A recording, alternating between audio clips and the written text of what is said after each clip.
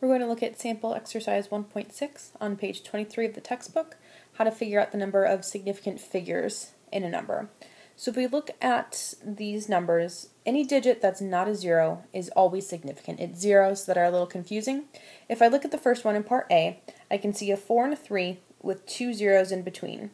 Since those 2 zeros are in between other numbers, they are significant. They have to be there for that number to make sense. So this number has 4 significant figures. If I take a look at B, again, there's a 0, and again it's between 2 other digits, so that means that is a significant 0. It has to be there for that number to make sense. Nothing in the exponent is ever a significant figure, so this also has 4 significant figures. Okay, if I look at C, now I've got 3 zeros, but none of them are between other numbers. So the way this number is written, only the 5 is a significant figure. So this has 1 significant figure.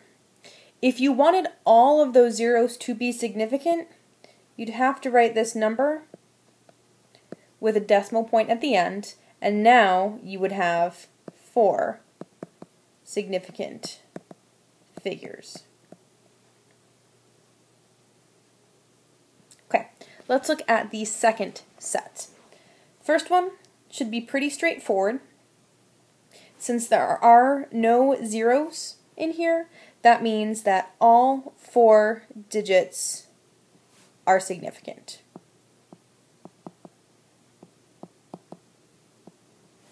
If I look at the next one, I've got some scientific notation. No zeros here, and I know that the exponents aren't significant figures, so here I've got 2 significant figures.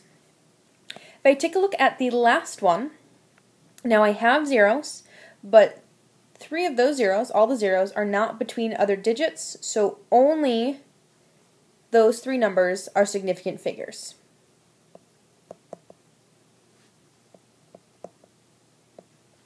Now if I rewrote that number as 0.00134 with a 0 on the end, then I would have 4 significant figures. The reason that this now has 4 significant figures is that the 0 on the end does not have to be there. That is not holding a place. It has nothing to do with the decimal notation. That 0 is there to tell you that the number is more precise, so that 0 is a significant figure. Another way to see it is to write the number in scientific notation. So if I took this number and wrote it in scientific notation, I would have 1.34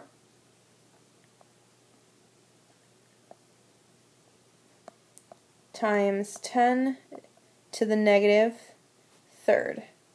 When I write it like that, it should be very obvious that there are 3 significant figures. And I can do the same thing for the other one. Now it becomes 1.340 times 10 to the negative third. And again, it should be obvious that I have 4 significant figures. So when the zeros are just there as a placeholder, they are not significant, but if the zeros are between 2 numbers or they're there to show you precision, they are significant figures.